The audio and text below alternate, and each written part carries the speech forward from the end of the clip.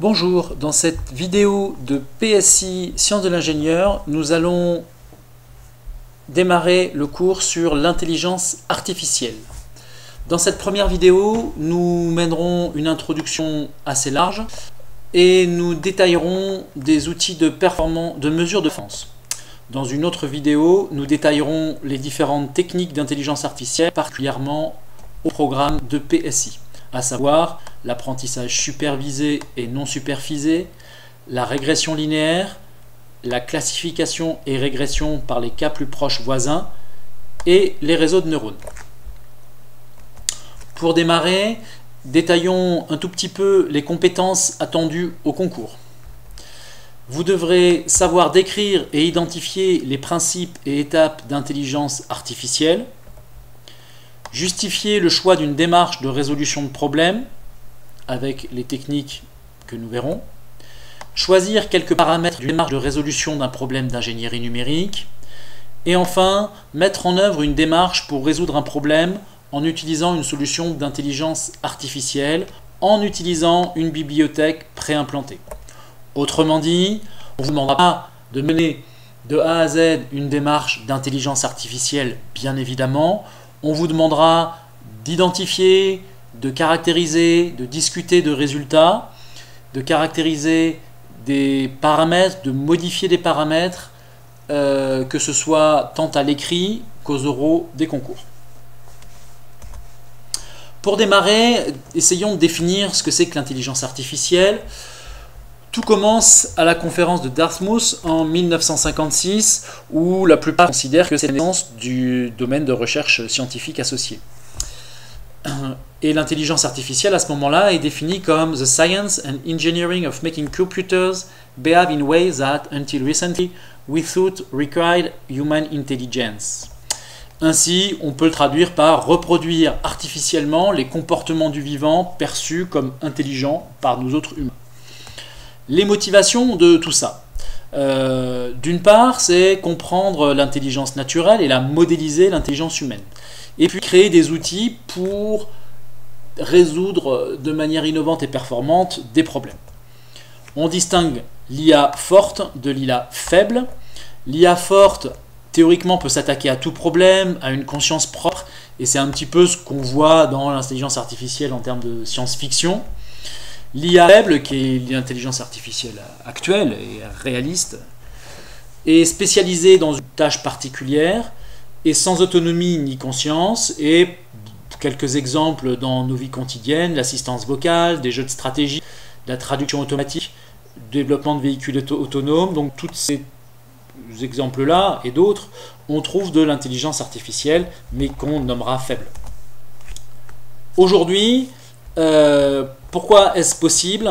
Donc l'intelligence artificielle, c'est une qui est possible grâce aux capacités de stockage de très grandes quantités de données. On y reviendra. Et c'est une data science qu'on peut qualifier, puisqu'elle va proposer un modèle sans aucune conscience scientifique, sans aucune modélisation scientifique des phénomènes en jeu. Ce qui s'oppose à toutes les notions de modélisation que vous avez vues jusqu'à présent, que ce soit donc les modèles qu'on utilise ou qu'on développe en sciences de l'ingénieur, ou tous les domaines que vous modélisez en sciences physiques par exemple. Alors, quelques sous-problèmes traités par l'intelligence artificielle. Vous n'hésiterez pas, sur certains transparents dans cette vidéo, à faire pause pour bien identifier tout. Je vais balayer un petit peu rapidement ici. Donc des problèmes d'intelligence artificielle, la représentation des connaissances, de raisonnement et résolution de problèmes, des questions de planification, de perception, travail sur des mouvements ou manipulation d'objets, et puis des questions d'apprentissage, et c'est plus particulièrement dans ce domaine-là qu'on va travailler.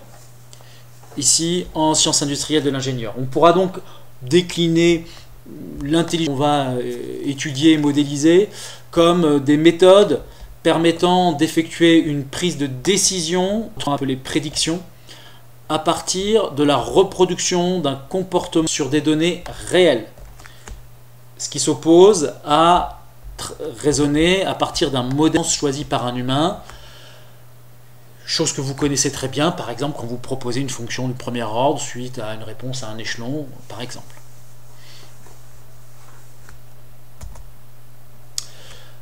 Ensuite, quelques sous-domaines de l'intelligence artificielle.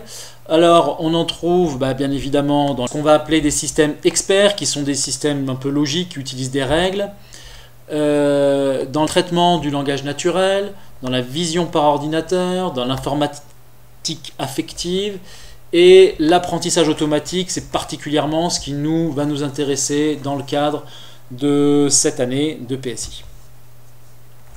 Détaillons donc un petit peu ce que c'est que l'apprentissage automatique, autrement appelé apprentissage statistique. Autrement dit, il s'agit d'apprendre par l'expérience. Apprendre, qu'est-ce que c'est? C'est acquérir une compétence. En tant qu'élève, en tant que bébé humain, vous vous êtes rendu compte que vous apprenez, que vous avez réussi à apprendre des choses dans votre vie à certains moments. On va décliner les compétences elles vont correspondre à des algorithmes, et l'expérience, la pratique, va consister en des exemples et de nombreuses données. On apprend donc par les tirs de données. Que peuvent être ces données? Par exemple, pour nous, en sciences industrielles de l'ingénieur, on pourra avoir des mesures temporelles de grandeur physique, vitesse, accélération, tension, effort, ou aussi données de performance. Par exemple, des ensembles de données d'erreurs statiques de réponse à un échelon pour différents réglages de correcteurs dans le cas d'un asservissement. Aussi possible des rendements avec différents choix de composants dans la chaîne d'énergie. Et à partir de ces données-là, l'idée va être de développer des modélisations par intelligence artificielle. Autrement dit, un algorithme classique, une entrée par l'algorithme permet d'obtenir une sortie. Exemple, pour avoir un gâteau avec des ingrédients, j'utilise une recette.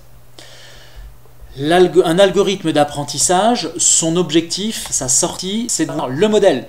Autrement dit, l'algorithme classique. Pour ce faire, c'est qu'il va nous sortir un modèle qui va bien, va prendre en entrée un tas d'entrées et de sorties couplées qu'aurait obtenu l'algorithme classique. Ça que vont développer des méthodes d'intelligence artificielle.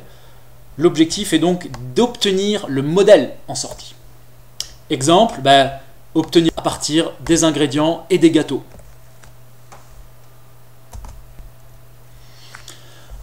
Alors, un petit point sur l'intelligence artificielle telle qu'on en entend beaucoup parler. La plupart des succès récents de l'intelligence artificielle sont en fait des apprentissages automatiques.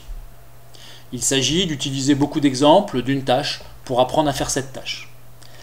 Mais de plus, la plupart de ces progrès sont des progrès en ce qu'on va appeler l'apprentissage profond, autrement dit le deep learning, qui est un des domaines de l'apprentissage automatique, qui utilise des réseaux de neurones qui feront l'objet de technologies détaillées dans la vidéo suivante dans le cadre de notre cours. Donc, en fait, l'intelligence artificielle est un petit peu actuellement souvent réduite finalement englobe simplement du machine learning et voire un learning. L'intelligence artificielle, de manière globale telle qu'on l'a définie précédemment, étant bien plus large que les seuls réseaux. Alors, des exemples sur le traitement automatique d'images ou du langage ou de texte. Par exemple, sur les images, reconnaître si une photo est un échantillon histopathologique d'une tumeur, c'est quand même intéressant et important. Sur du traitement automatique de langage, systèmes qui permettent de faire de la traduction automatique, par exemple.